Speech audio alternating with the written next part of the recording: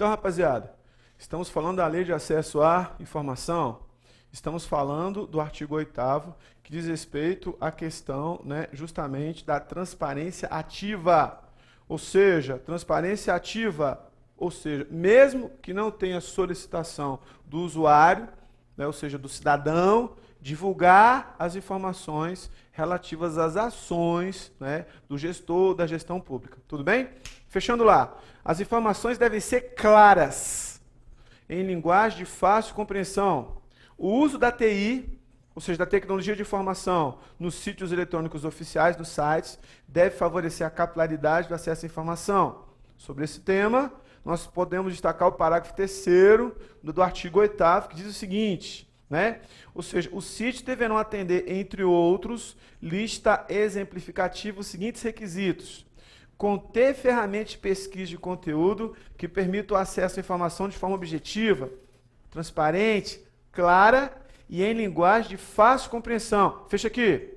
A lei diz que além de acesso pela TI, além de acesso pelo site, a informação tem que ser clara, a informação tem que ser transparente, tem que haver transparência na informação, a informação tem que ser correta e tem que ter lá no site um local de pesquisa. Olha que legal, aquele espaço de busca de conteúdo, aquela ferramenta que os sites, geralmente empresa privada tem, mas no serviço público é obrigado a ter também. Olha que interessante, lá no site, na web página na internet, um local para pesquisa de conteúdo, né? Volta lá. Possibilitar a gravação de relatórios em diversos formatos eletrônicos, inclusive abertos e não proprietários, tais como planilhas de texto, de modo a facilitar, né, a análise das informações. Fecha aqui em mim. Tem uma planilha de uma prestação de contas lá, ó. Aquela informação que é divulgada para mim no portal deve me fornecer uma ferramenta se eu quiser salvar aquela informação. Eu salvo ela em determinado formato lá, ou numa figura, ou no formato JPEG, ou no formato em PDF, não importa, para facilitar a minha informação, para facilitar a análise. Olha que coisa interessante. Ou seja, a Lei de Acesso à Informação, ela prioriza essas ferramentas, ferramentas de busca, ferramenta de pesquisa, ou seja, informação autêntica, informação íntegra na sua integridade, informação que de fato possa trazer algo para a população, algo diferente, população, ou seja, uma informação que de fato possa trazer transparência na gestão das ações do governo. Possibilitar o acesso automático por sistemas externos, em formatos abertos, estruturáveis e legíveis por máquina. Volta lá. Sistema aberto. Ou seja, estruturado e legível por máquina, legível pelo meu computador. Fecha aqui em mim. Existe pouco utilizado na administração pública, mas ainda existe microfilme, né? Microfilme ele foi regulamentado nos anos 80. Para você acessar um microfilme, que é alguma coisa num formato muito pequeno, tem que ter um equipamento especial. O objetivo da Lei de Acesso à Informação é trazer a informação disponível para todos, de forma que você não precise de nenhum equipamento especial para, de fato, você estar, né, tendo acesso a determinada informação. A ideia principal é essa, nessa Lei de Acesso à Informação. Essa lei é extremamente importante, né, lei que visa priorizar, atender à necessidade de informação e, de fato, que a população saiba das ações do governo, dos programas de governo, das licitações, dos contratos, das despesas, dos repasses, da execução dos gastos públicos. Inclusive, veja que a Lei de Acesso à Informação, ela prioriza a questão da internet, prioriza a questão dos sites. Tudo bem? Volta lá. Divulgar em detalhes os formatos utilizados para a estruturação da informação. Que formato que é? É PDF? É JPEG? É PowerPoint? Que formato que é? Tem que estar disponível lá. Olha que coisa interessante, porque no meu computador, de repente, eu não tenho acesso àquele formato X, mas eu tenho acesso a um formato Y, a um formato Z. Olha que coisa interessante, tem que ter o site, tem que ter o local de pesquisa, tem que disponibilizar um formato fácil para que eu possa ter acesso e tem que colocar esse formato de forma que eu consiga acessar e consiga conhecer previamente aquele formato para facilitar o acesso que eu tenho à informação. Olha que coisa interessante. Volta lá. Garantir a autenticidade, a informação autêntica, a integridade íntegra das informações disponíveis para acesso. Fecha aqui em mim. Informação íntegra, autêntica, que são aquelas características que nós vimos da informação no bloco anterior. Ou seja, eu preciso garantir essas duas características. Ou seja, você não vai pegar um sítio da internet, um site do governo, e vai divulgar uma informação equivocada, uma informação errada, uma informação que é uma informação desencontrada, uma informação incompleta. Tudo tem que ser autêntico e tem que ser íntegro. Volta lá. Manter atualizadas as informações disponíveis para acesso. Fecha aqui. Se é uma publicação, se é uma lei, se é um decreto, tem que estar atualizado. Exemplo, quando eu busco um decreto, uma lei, um regulamento, uma regulamentação, uma lei ordinária, eu vou no site da Presidência da República. Porque no acervo do site da Presidência da República, eu tenho certeza absoluta que toda informação é informação autêntica e é uma informação íntegra e, o mais importante, todas as informações do site da Presidência da República são informações atualizadas. Todas as leis, decretos, regulamentos que você tem lá estão atualizados. Então, eu sempre busco informação nesse portal, porque eu acredito naquelas informações e são informações que são atualizadas quase que diariamente. Volta lá. Indicar local e instruções que permitam ao interessado comunicar-se por via eletrônica ou telefônica como órgão ou entidade detentora do sítio. Fecha aqui. É uma forma de ouvidoria? É. Ouvidoria. Ouvir a pessoa. Por telefone, telemarketing receptivo. Ou através do site, através do e-mail, através de uma comunicação. Ou seja, eu preciso me comunicar com as pessoas que são responsáveis por aquele órgão, tudo bem? Por aquela entidade que é detentora do site. Ou seja, o órgão ou a entidade deve ter alguém para responder às solicitações do usuário, às solicitações do público. Volta lá. Eu preciso adotar medidas necessárias para garantir a acessibilidade do conteúdo para pessoas com deficiência, respeitando o artigo 17 da Lei 10.098, de 19 de dezembro de 2000, e do artigo 9º da Convenção sobre os Direitos da Pessoa com Deficiência, aprovado pelo Decreto Legislativo 186, de 9 de julho de 2008. Fecha aqui, ó. Ou seja, vamos supor que a gente vai divulgar a Constituição Federal. A gente pode colocar do lado do texto um arquivo de áudio. Eu preciso respeitar as pessoas com deficiência. Ou seja, o acesso à informação também deve ser um acesso que deve ser disponibilizado para qualquer pessoa, inclusive aquelas pessoas que sofrem de algum tipo de deficiência. Tudo bem? Volta lá. Destaco que a obrigatoriedade não é restrita. Por exceção, costuma um item queridinho da banca, de determinada banca organizadora. Ou seja, quem é que tem exceção, que não é obrigado a, vamos dizer assim, divulgar na internet uma ação. Olha só, os municípios com população de até 10 mil habitantes ficam dispensados da divulgação obrigatória na internet.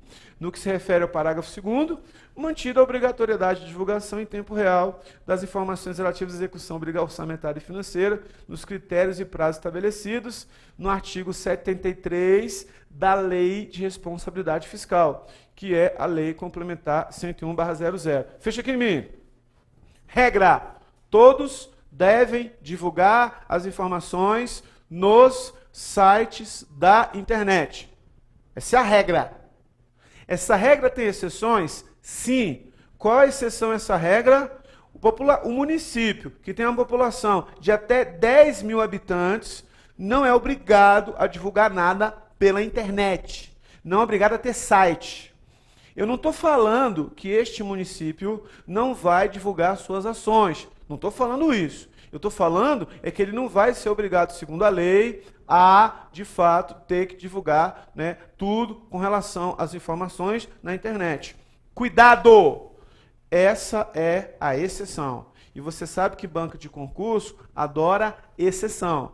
Então, essa é a exceção, não de acesso à informação, que o município é obrigado a divulgar. Essa é a exceção relativa a possuir sites na internet, websites na internet. Essa é a exceção que a lei traz. Tudo bem?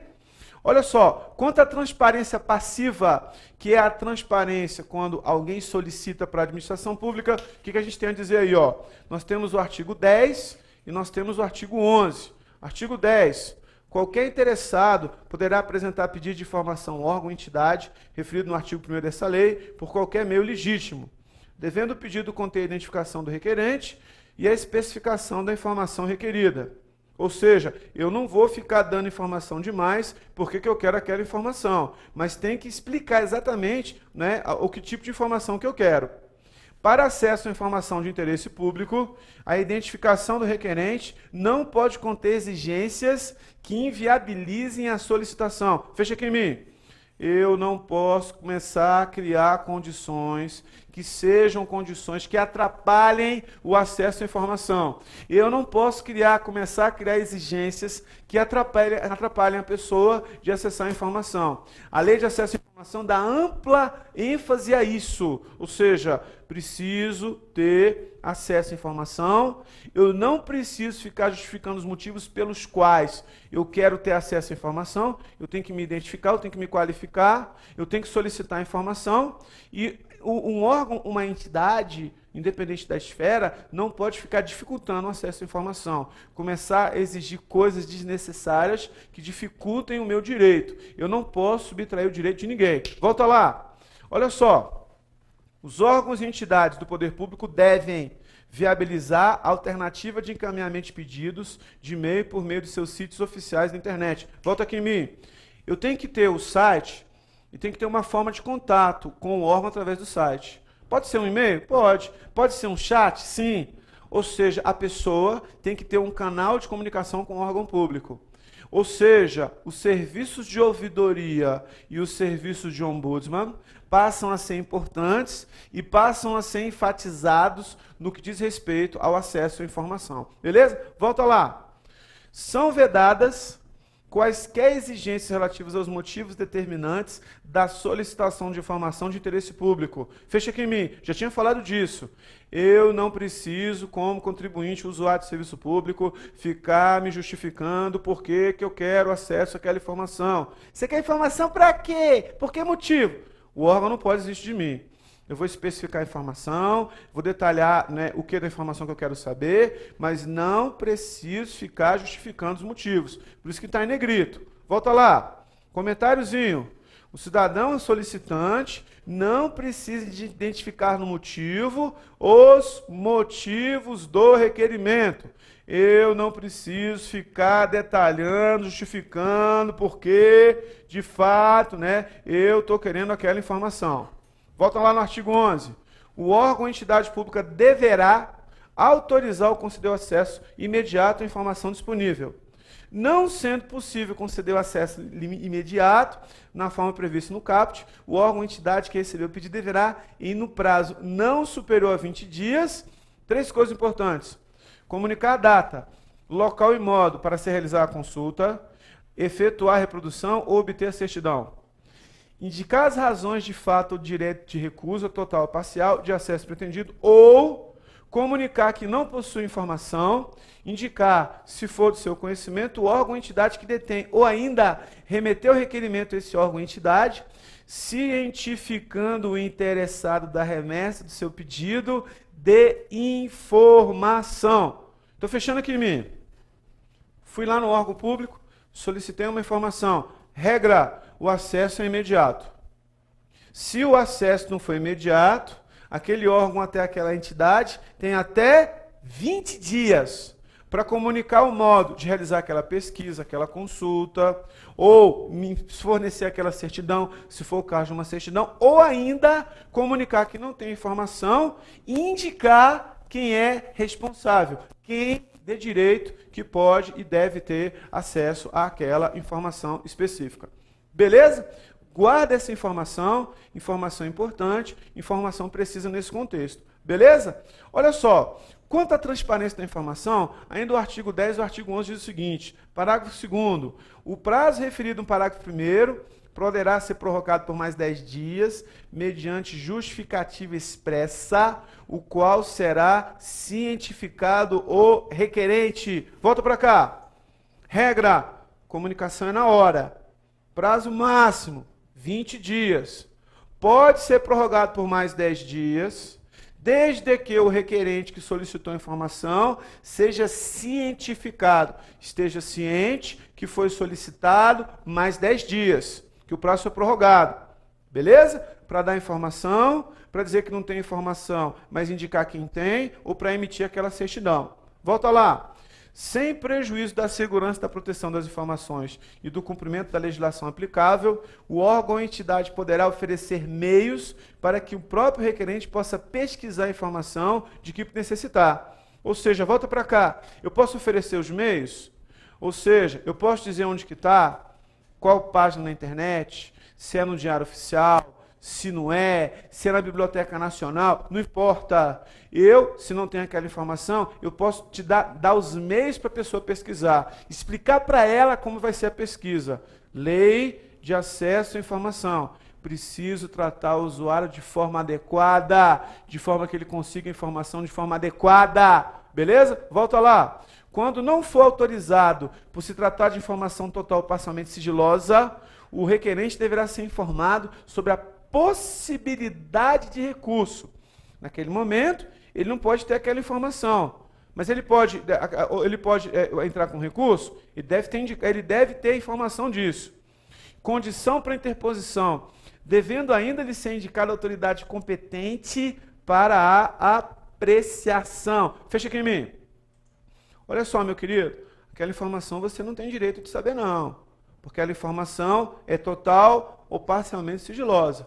Mas mesmo assim, se você quiser interpor um recurso, você tem o prazo X dias para tal pessoa e você pode encaminhar assim, assim, assim, para que você possa ter um recurso deferido ou não. Olha que coisa interessante, pessoal. Até o recurso, o meio para a pessoa ter acesso à informação, né, a lei dá essa ênfase e a lei dá essa margem. Olha que interessante, que novidade, que coisa nova. Volta lá. A informação armazenada em formato digital será fornecida nesse formato, caso haja anuência do requerente. Se o requerente quiser, a informação em formato digital, se ele assim quiser, a informação está disponível, ele pode ter acesso em formato digital. Caso a informação esteja disponível ao público em formato impresso, eletrônico ou em qualquer outro meio de acesso universal, serão informados ao requerente por escrito o lugar e a forma que poderá consultar, obter ou reproduzir a referida informação. Procedimento esse que desonerará o órgão ou entidade pública da obrigação do fornecimento direto, salvo se o requerente não dispor dos meios para realizar por si mesmo tais procedimentos. Fecha aqui em mim. A informação, exemplo, é um determinado processo que corre na justiça tal, é o processo tal. O senhor tem acesso àquele processo porque ele não foi declarado sigiloso. Beleza. Se ele não foi declarado sigiloso, o senhor pode ter acesso àquele processo. Tudo certo. Agora veja, ele está impresso, ele está escrito. O senhor tem que ir acompanhado de um servidor do Poder Judiciário até a Xerox e por suas expensas, por seus meios, o senhor vai xerocar e vai pagar. Então, em regra, o órgão não vai pagar isso para a pessoa. Tudo bem? Claro que ele se declarar que não possui os meios para tal procedimento, a administração vai ver uma outra opção. O que não quer dizer que a administração vai pagar xerox para ele. Não quer dizer isso. Tudo bem? Olha só, cuidado, para chamar a sua atenção. A administração nem sempre considerará o acesso de imediato. Como eu falei para vocês, ela tem um prazo de 20 dias, prorrogáveis por mais 10 dias.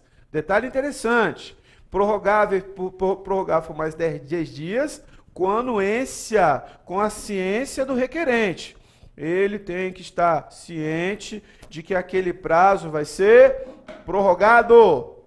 Olha só, nos termos do artigo 5º da lei, no referido, no caso de indeferimento de acesso à informação ou as razões da negativa do acesso, poderá o interessado interpor recurso contra a decisão no prazo de 10 dias, a contar da sua ciência. Professor, houve um indeferimento? Aquela informação ele não pode ter acesso?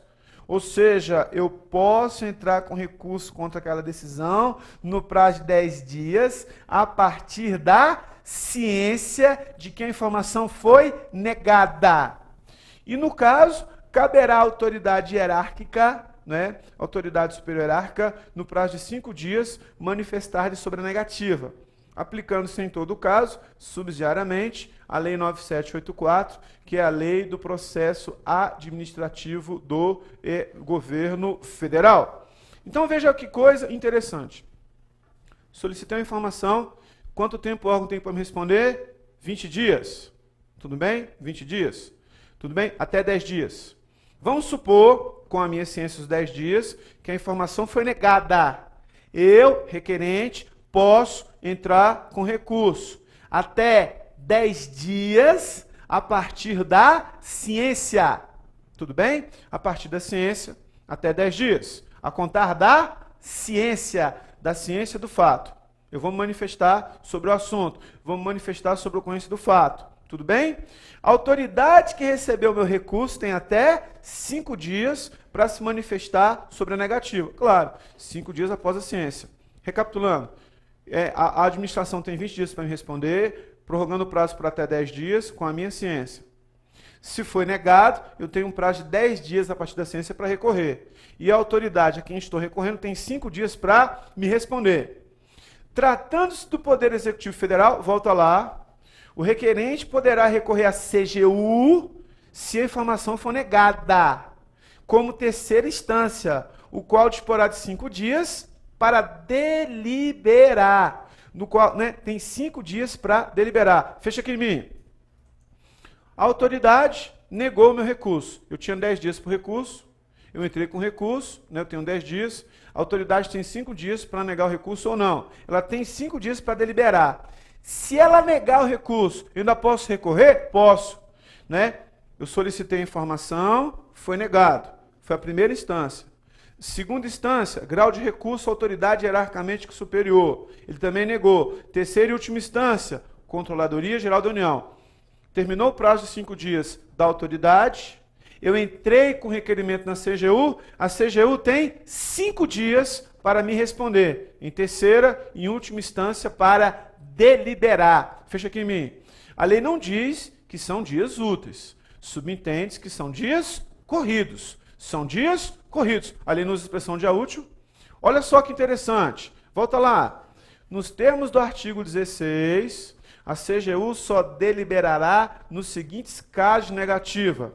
O acesso à informação não classificada como sigilosa for negado, se o acesso for negado, lá por aquele grau de recurso, e a decisão de negativa de acesso à informação total parcialmente classificada como sigilosa não indicar a autoridade classificadora ou hierarquicamente superior a quem possa ser dirigido pedido de acesso ou desclassificação. Ou seja, a CGU só vai deliberar nos seguintes casos. Primeiro, se a informação não é sigilosa. O acesso à informação não classificada como sigilosa for negado. Fecha aqui em mim. Nós vamos ver que existem casos de informações sigilosas. Reservada, secreta ou ultra secreta. Se a informação for declarada sigilosa, a CGU não vai deliberar. Ela só vai deliberar no caso da informação não foi classificada como sigilosa. Segunda situação, que eu falei para você anteriormente, se a informação total parcial classificada como sigilosa, não indicar a autoridade competente que classificou ou tem competência para desclassificar a informação. Queridos, classificar significa trazer um documento ou informação de ostensiva que todos têm acesso para uma informação sigilosa. Desclassificar é o contrário. Alguma coisa que é sigiloso e passou a ser ostensivo. É o contrário. Se não tiver claro quem é essa autoridade que classifica ou desclassifica, aí a CGU ela pode deliberar sobre este recurso. Terceiro caso. Os procedimentos de classificação de informação sigilosa estabelecidos na lei não tiverem sido observados. Fecha aqui em mim. Alguém fez uma classificação, mas fez uma classificação com vício, uma classificação viciada, uma classificação que não deveria de fato ter ocorrido. Se isso acontecer, aí sim, Ou seja, aí a CGU vai entrar. Se a informação tem autoridade competente, ela estava no devido uso das suas atribuições, ela classificou como sigilosa, eu identifiquei isso e não tem nenhum vício nessa classificação, a CGU não vai deliberar. E outra coisa importante, estiverem sendo descumpridos prazos ou outros procedimentos previstos nesta lei. Ou seja, se na lei de acesso à informação algum prazo não foi previsto, cabe recurso à CGU. Exemplo, eu tenho 20 dias para receber informação, passou os 20 dias, ou passou os 10 dias, com a minha anuência, eu não recebi informação. Recurso à autoridade superior, recurso à CGU.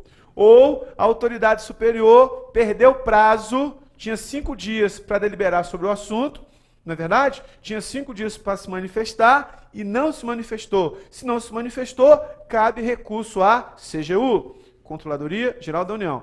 Lembrando-se que eu estou falando apenas do Poder Executivo.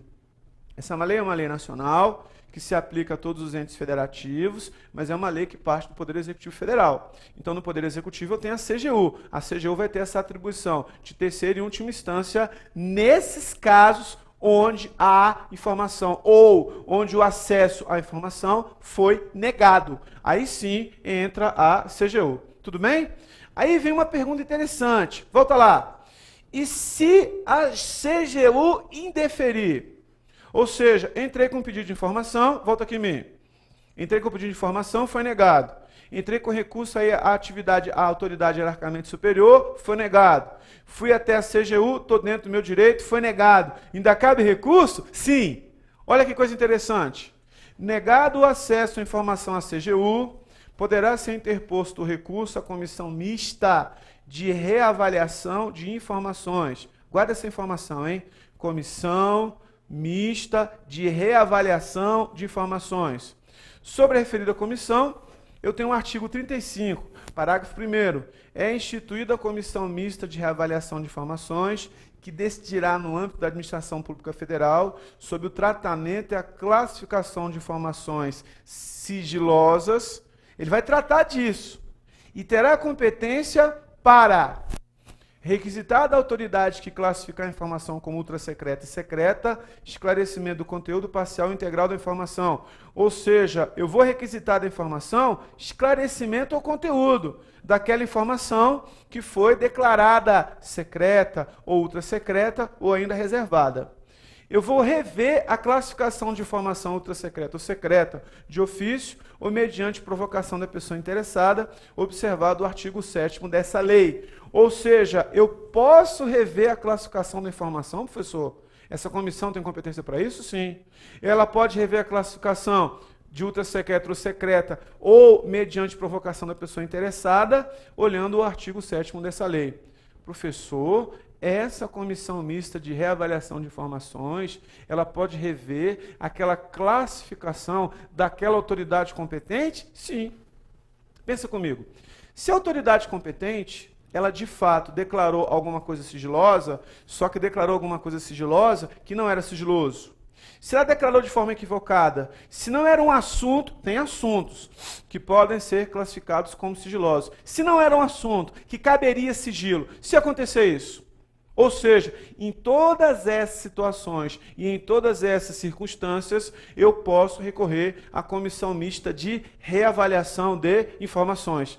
Beleza? Tem autoridade que pode classificar, mas tem uma comissão que pode rever essa classificação. Beleza? Tranquilo? Show de bola, galera!